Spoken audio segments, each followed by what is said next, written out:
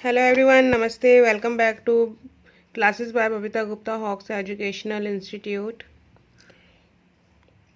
आज मैं आपके साथ में एक इम्पॉर्टेंट टॉपिक है जो शेयर करने वाली हूँ।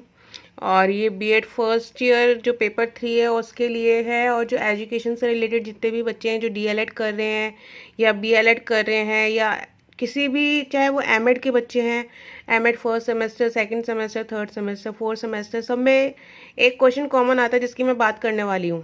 तो ये वीडियो सभी के लिए बहुत इंपॉर्टेंट है। इससे पहले मैंने अपने प्रीवियस वीडियोस में एमएड के क्वेश्चन पेपर शेयर किए हैं, जो बच्चे एमएड कर रहे हैं उनके लिए यूज़फुल है। जो बीएड के क्वेश्चन पेपर शेयर किए, जो बच्चे बीएड कर रहे हैं उनके लिए वो यूज़फुल है। और बहुत कंटेंट है जो मैंने प्लेलिस्ट बना रखी है बीएड फर्स्ट ईयर के बच्चों के लिए, बीएड सेकेंड ईयर के बच्चों के लिए प्लेलिस्ट बनी हुई है। तो जो बच्चे कर रहे हैं वो उसको देख सकते हैं।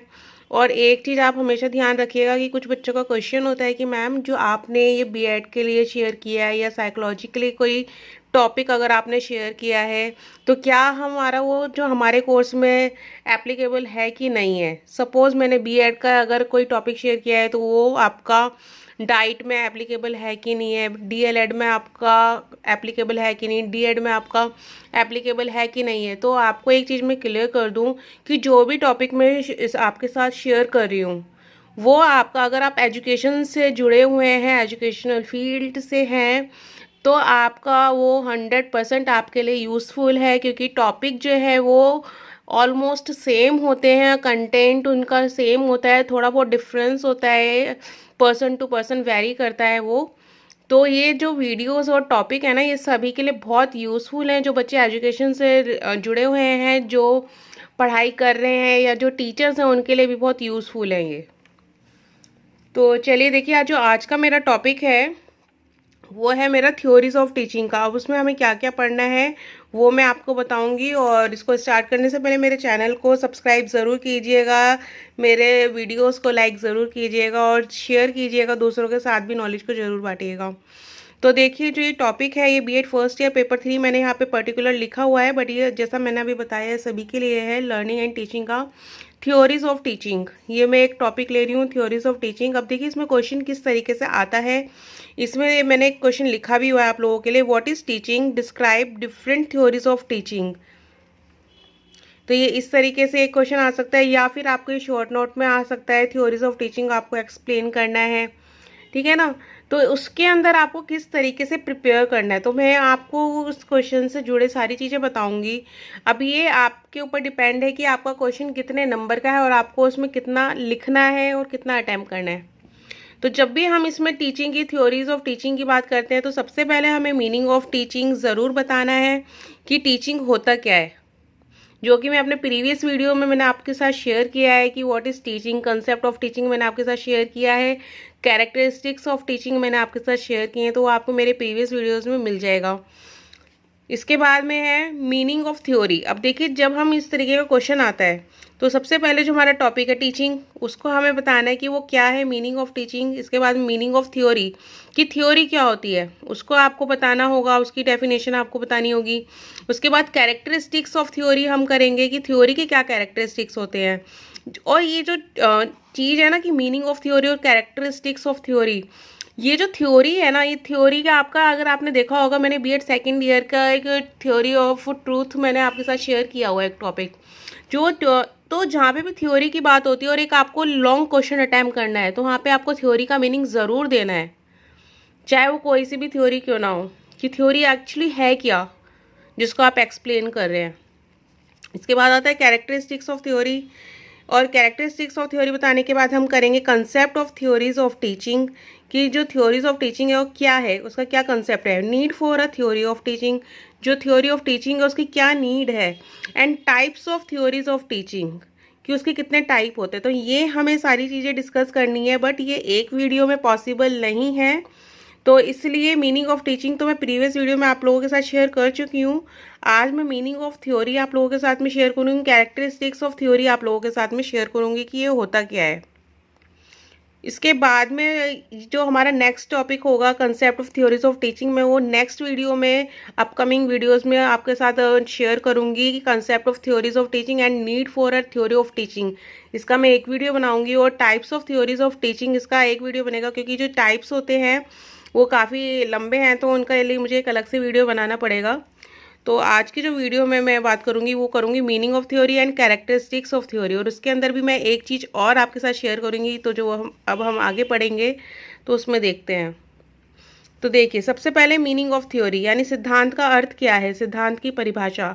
और ये सब मैंने बीच बीच में जो इंग्लिश के वर्ड्स हैं जो डिफ़िकल्ट थोड़े से थे उनको हिंदी में लिखा हुआ है, क्योंकि मेरे वीडियोज़ इंग्लिश मीडियम और हिंदी मीडियम दोनों तरह के बच्चों के लिए है, तो किसी को किसी तरीके की परेशानी ना हो, इसलिए ये मैंने हिंदी में थोड़े वर्ड्स लिखे हुए हैं, और लास्ट में मैं डिफ़िकल्ट वर्ड्स भी जैसे मैं शेयर करती हूँ हमेशा वो भी करूँगी।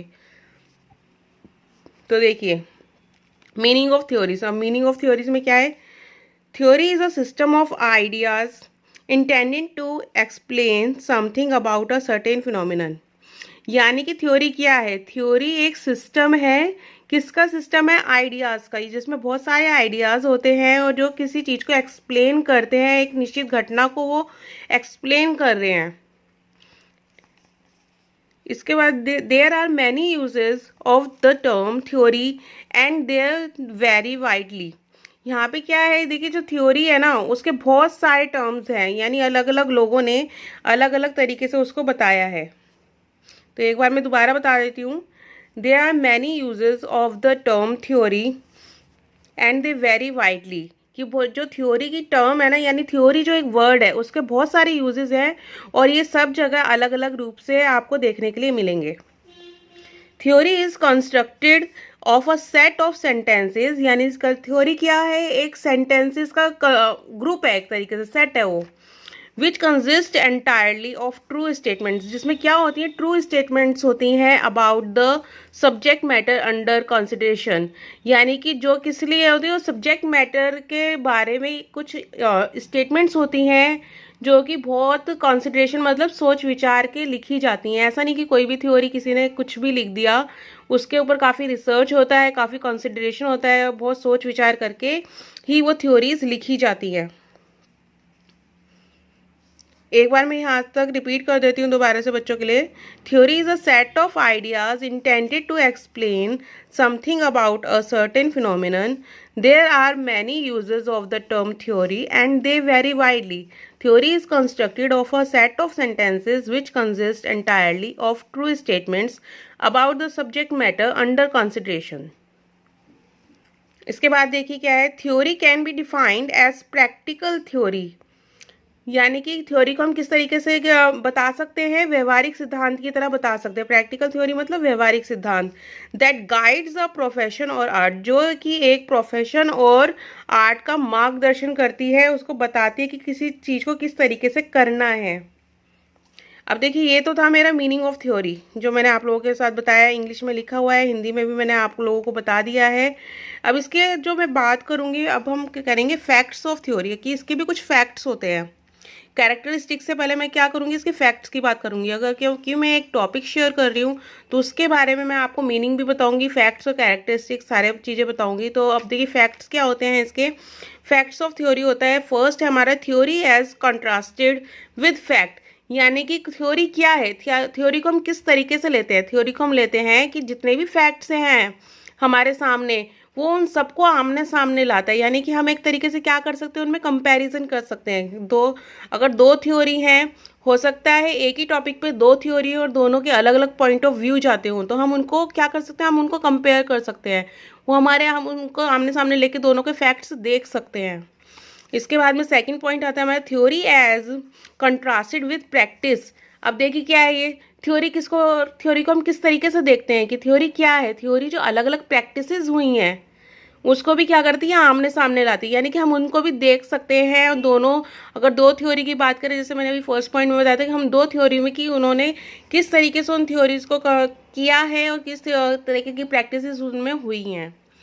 इसके बाद में आता है हमारा थर्ड पॉइंट हमारा थ्योरी एज इवॉल्विंग एक्सप्लेनेशन। यानी कि थ्योरी क्या है? एक विकसित व्याख्या है वो, यानी कि किसी टॉपिक के बारे में कोई थ्योरी है तो यानी कि उसके अंदर उसकी पूरी एक्सप्लेनेशन है कि वो किस लिए है और क्या उसका यूज़ है। इसके बाद में हमारा फोर्थ पॉइंट आता है थ्योरी एज हाइपोथेसिस, यानी कि थ्योरी को हम किस तरीके से लेते हैं, परिकल्पना, ठीक है ना, उसको हम हाइपोथेसिस की तरह भी लेते हैं थ्योरी को। थ्योरी एज ऑब्जर्वेशनल प्रीसपोजिशन, यानी कि थ्योरी क्या है, थ्योरी को हम किस तरीके से लेते हैं, अवलोकन पूर्व धारणा, यानी कि जो भी हमारी पूर्व धारणा है हम उसका अवलोकन कर सकते हैं, ऑब्जर्वेशन हम उसका कर सकते हैं। Theory as observational presupposition. तो ये इसके फैक्ट्स थे, 5 फैक्ट्स मैंने आपके लोगों के साथ शेयर किए हैं। अब देखिए नेक्स्ट है मेरा कैरेक्टरिस्टिक्स ऑफ थ्योरी। अब कैरेक्टरिस्टिक्स ऑफ थ्योरी, क्या इसकी विशेषताएं हैं। There are 2 types of thoughts, यहाँ पे 2 तरीके के थॉट्स होते हैं, विचार होते हैं। किस तरीके के विचार होते हैं, थियोरेटिकल एंड ऑब्जर्वेशनल, यानी कि सैद्धांतिक, और दूसरा क्या है हमारा अवलोकन करना, किसी भी चीज़ का ऑब्जर्वेशन करना। तो ये हमारी क्या है, यहाँ पे 2 विचार होते हैं थ्योरी को लेके। अब थ्योरी इज एन एब्स्ट्रैक्ट और जनरलाइजिंग थिंकिंग। अब देखिए थ्योरी और क्या है, एब्स्ट्रैक्ट यानी जिसको हम देख नहीं सकते, जिसको हम छू नहीं सकते, बट हम उसको क्या कर सकते हैं, हम उसको सोच सकते हैं, हम उसको एज्यूम कर सकते हैं। तो थ्योरी इज एन एब्स्ट्रैक्ट और जनरलाइजिंग थिंकिंग, यानी कि उसके बारे में हम थ्योरी क्या है, थ्योरी है कि हम किसी चीज़ के बारे में सोच सकते हैं और उसके बारे में हम अनुमान लगा सकते हैं कि वो चीज़ कैसी हो सकती है।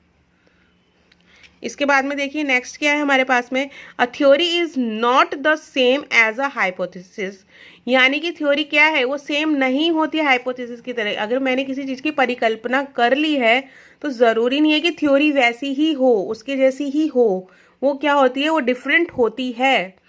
इसके बाद में हमारा फोर्थ पॉइंट है, फोर्थ पॉइंट में हमारा a theory provides an explanatory framework for some observation, कि थ्योरी क्या करती है, थ्योरी हमें एक व्याख्यात्मक ढांचा देती है फॉर सम ऑब्जर्वेशन, अवलोकन करने के लिए, यानी कि किसी भी चीज़ के लिए एक पूरी डिटेल होती है कि हम उसके बारे में पढ़ सकें, उसका अवलोकन कर सकें। नेक्स्ट है fifth point, a theory can be a body of knowledge, कि थ्योरी क्या है, थ्योरी एक बॉडी हो सकती है नॉलेज की, जिसमें बहुत सारी जानकारी हो, विच may or may not be social with particular explanatory models, यानी कि जो कि हो भी सकता है, नहीं भी हो सकता है, कि जो भी हमारे पास सोशल मॉडल है, एक्सप्लेनेटरी मॉडल है, उसके जैसा हो, ठीक है ना। एक बार फिर से एक्सप्लेन करती हूँ, theory can not be body of knowledge which may or may not be social, जो हो भी सकती है, नहीं भी हो सकती है social, and with particular explanatory models, जो भी उसमें एक्सप्लेनेटरी मॉडल्स दिए होते हैं, नमूने दिए होते हैं, उसके जैसी वो हो भी सकती है और नहीं भी हो सकती है, ठीक है ना। अब देखिए यहाँ पे सोशल की बात हुई है, इसी मेन चीज़ है यहाँ पे सोशल, सामाजिक तौर पर, हिंदी मीडियम के जो बच्चे हैं उनके लिए बता रही हूँ। अब नेक्स्ट हमारा 6 point and the last point,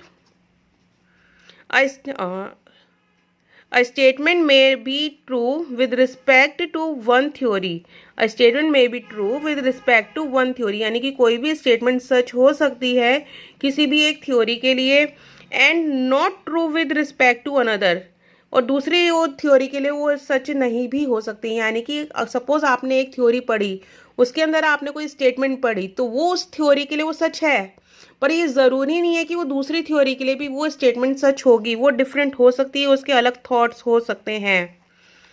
और इसके बाद देखिए एक पॉइंट और है, वो लास्ट नहीं था, एक्चुअली 7 पॉइंट्स हैं, जो लास्ट पॉइंट है वो आपको एक्सप्लेन कर देती हूँ। Sometimes 2 theories have the same explanatory power, यानी कि कभी कभी क्या होता है कि जो 2 थ्योरी हैं उनके के अंदर सेम एक्सप्लेनेशन होता है, यानी कि उनके अंदर सेम डिटेल होती है, because they make the same prediction, क्योंकि उनके अंदर क्या हुआ है, सेम प्रिडिक्शन हुआ है, सच उनके अंदर सेम अनुमान लगा हुआ है, एक जैसा अनुमान लगा है। क्योंकि हमने ये तो बात कर ली कि 2 थ्योरी में स्टेटमेंट अलग हो सकती हैं, 2 थ्योरी अलग हो सकती हैं, पर 2 थ्योरी सेम भी हो सकती हैं, 2 थ्योरी के अंदर एक्सप्लेनेशन भी सेम हो सकती है, क्योंकि जो उनकी प्रिडिक्शन है वो सेम भी हो सकती है, ठीक है ना। ये 7 पॉइंट्स थे इसके कैरेक्टरिस्टिक्स के। तो मैंने आपके साथ क्या क्या शेयर किया, मैंने आपके साथ मीनिंग ऑफ थ्योरी शेयर किया है, आपके साथ मैंने फैक्ट्स ऑफ थ्योरी शेयर किया है, कैरेक्टरिस्टिक्स ऑफ थ्योरी मैंने आपके साथ शेयर किया है। तो ये फुल फ्लैश क्वेश्चन है, आप चाहे तो इसी इन पॉइंट्स को आप प्रिपेयर कर सकते हैं, एज इट इज़ नोट्स बना सकते हैं इसके, क्योंकि बहुत यूज़फुल है थ्योरी। जहाँ पे भी आपसे थ्योरी पूछी जाएगी, और अगर आप एजुकेशन से जुड़े हैं, आप किसी भी तरह का पेपर दे रहे हैं, लॉन्ग क्वेश्चन अगर आ रहा है, तो उसके अंदर थ्योरी के बारे में आपको लिखना ही पड़ेगा फुल फ्लैश। अब देखिए, इसके बाद में अब डिफ़िकल्ट वर्ड्स में शेयर करने वाली हूँ। जो मैंने कंटेंट आपके साथ आज शेयर किया है, ये उसी में से है सारा डिफ़िकल्ट वर्ड्स। तो जो फर्स्ट है हमारा वो है सर्टेन फिनोमिनन, यानी कि निश्चित घटना। सेकंड है हमारा कंसिडरेशन, कंसिडरेशन यानी सोच विचार। थर्ड है हमारा कॉन्ट्रास्टेड, यानी आमने सामने लाना, फर्क दिखाना, विपरीत। अब देखिए जितने इसके है मीनिंग वो सारे लिख दिए मैंने। इसके बाद में फोर्थ है हमारा इवॉल्विंग एक्सप्लेनेशन, यानी विकसित व्याख्या। फिफ्थ है हमारा हाइपोथेसिस, परिकल्पना। नेक्स्ट है हमारा ऑब्जर्वेशनल प्रीसपोजिशन, यानी अवलोकन पूर्व धारणा। नेक्स्ट है हमारा जर्नलाइजिंग, जर्नलाइजिंग मतलब व्यापक अनुमान लगाना। नेक्स्ट है हमारा फैक्ट्स, यानी तथ्य। नेक्स्ट है हमारा थ्योरेटिकल, यानी सैद्धांतिक। नेक्स्ट है फ्रेमवर्क, फ्रेमवर्क मतलब ढांचा। मॉडल्स, मॉडल्स मतलब नमूने। और नेक्स्ट है हमारा प्रोफेशन, प्रोफेशन यानी कि पेशा। And the last is statement, statement यानी कि विवरण, कथन या बयान, आप कोई भी वर्ड आप यूज़ कर सकते हैं। तो ये थे हमारे डिफ़िकल्ट वर्ड्स जो मैंने शेयर किए, और ये स्पेशली जो इंग्लिश हिंदी मीडियम के बच्चे हैं उनके लिए हैं, ताकि उनको प्रॉब्लम ना हो कंटेंट पढ़ने में, नोट्स बनाने में। तो एक चीज़ और मैं आपके साथ शेयर करना चाहूँगी कि अभी जो है एमएड के एग्ज़ाम्स शुरू होने वाले हैं, तो अभी मैं कुछ वीडियोस एमएड से रिलेटेड शेयर करूँगी। तो हो सकता है कि इसको ये जो टॉपिक है, अब कैरेक्टर आपका concept of theories of teaching और आपका नीड फॉर है थ्योरी ऑफ टीचिंग, इसमें थोड़ा टाइम लगे। एग्ज़ाम्स के बाद जो बच्चों के एग्ज़ाम्स हैं, शायद मैं उसके बाद में ये शेयर करूँ, क्योंकि अभी मैं जो है एमएड के टॉपिक्स शेयर करूँगी। और जो एमएड के टॉपिक्स हैं वो आपके लिए बहुत बहुत ज़्यादा यूज़फुल है, जो मैं शेयर करूँगी आप लोगों के साथ में।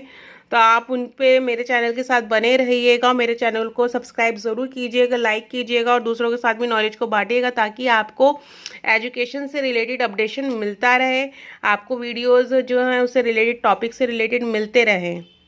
तो मिलती हूँ नेक्स्ट वीडियो में जल्दी ही। थैंक यू, धन्यवाद।